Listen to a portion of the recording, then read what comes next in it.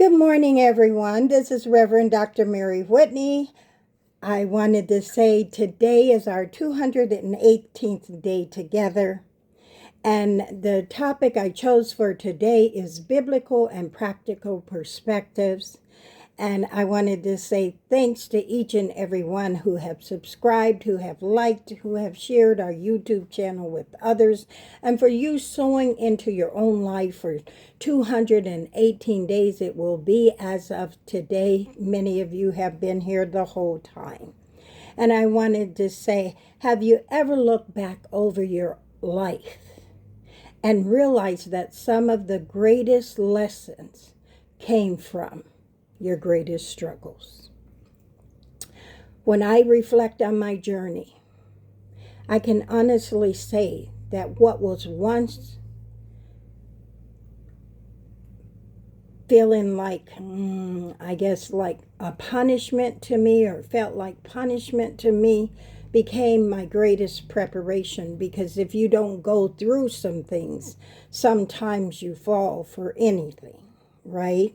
And so the more you prepare yourself and you plan ahead for things, you plan to have the life you design for yourself rather than living from the baggage we once carried.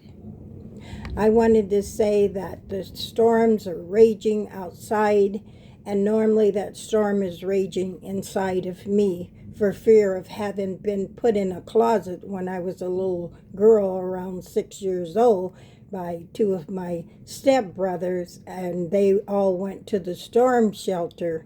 My mom didn't find out I was still huddled in that little bitty corner until she came out of the storm house and found me huddled in a corner, shaking and scared. So the storm is still inside of me. I've gotten through many things, but that storm keeps raging.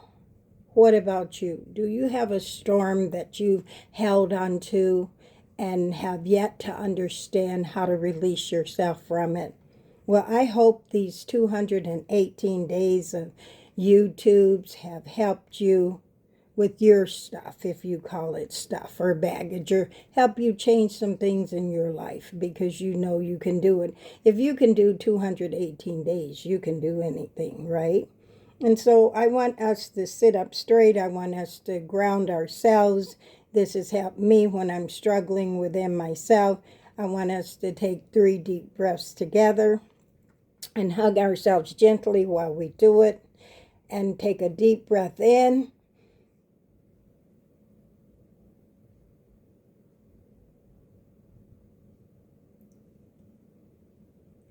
A deep breath out. Deep breath in.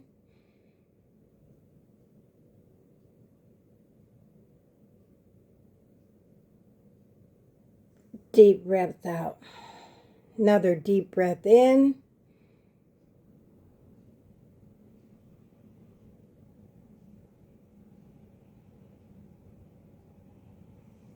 Deep breath out. Yes.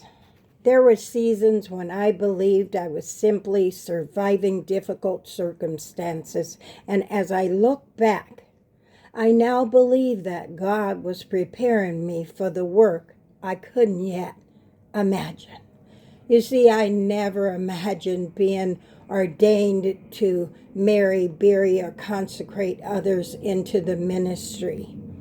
I never had it on my radar to that level. Yes, I was in one church for 17 years, gleaming at the feet of one pastor, and then after leaving there, I was 7 years under another pastor, and eventually I was called to be ordained, right?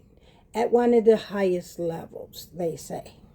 And so when that happened, shortly after that, then I was asked to co-pastor a church for 4 years. I did that. Then 7 years Facebook Live. I've done that. And all the while you think you're helping other people, you're being prepped yourself to be able to ground yourself and not always break apart like you may have previously without the practice. You see, they say practice make perfect, and sometimes we just think it's a slogan or just something people say, but it prepares us for the journey that's ahead, right? And so scripture continually reminds us that God is interested in transforming not only our thoughts or our ways, but our hearts, right? Let not your heart be troubled, right? The heart is wicked, right? And sometimes those things happen, and so we want to prepare ourselves to let go of some of that baggage that we held on to, because now we know we have a comforter, right? And not simply changing our circumstances, but building character is not a destination that we arrive to, right? We're always learning, not knowing everything, right? You can learn something new each and every day. It is a lifelong process that we go through. And just because you're ordained to the ministry doesn't mean we know everything, doesn't mean we're expert at all things, but we have been grounded and mastered a few skills. And every choice we make either strengthens bitterness or it strengthens our compassion. And which we choose is the one that will show up in our lives, in the work we do, wherever we are. We hope to be what we say. We're grounded in showing, right? As gratitude slowly replaced resentment, I found myself noticing opportunities where I had once seen obstacles before. God made a way where I thought there was none. And I know it had to be something outside myself that removed those barricades. I didn't let my head get puffed up. I didn't feel that I was beyond anyone else, but I did feel that I was different than I once was. He opened doors I never believed possible. Most importantly, he transformed my heart. And for that, I will be forever grateful. I have a few things I want you to reflect on and keep at the forefront of your thoughts in these next 24 hours before day 219. Could one of your greatest struggles become someone else's greatest source of hope? Ask yourself that.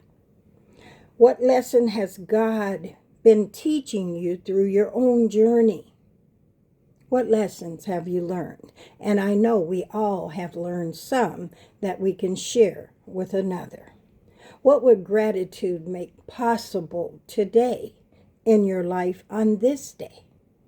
And I want to thank each and everyone who have liked, who have subscribed, who have shared this YouTube community with others. I hope that you continue to give yourself grace, to show yourself compassion, and to hug yourself like we're going to do right now once again. And we're going to take 3 more deep breaths together, grounding ourselves on the floor, in the sand, in the dirt, in the grass, wherever you're at. Just ground your thinking. Come into your own. Take a deep breath in.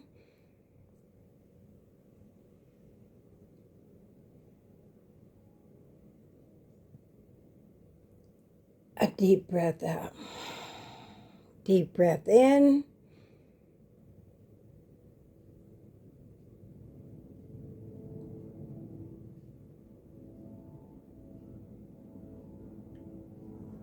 Deep breath out.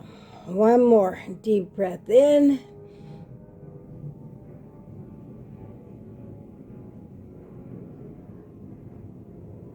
Deep breath out. An airplane just went overhead, and sometimes it sounds like they're almost in the house with us. I thank you for being with us these 218 days. We want you to take care of yourself, love yourself, hug yourself, be safe, and come back with us on day 219 tomorrow. the Lord willing. Have a great day. We love you.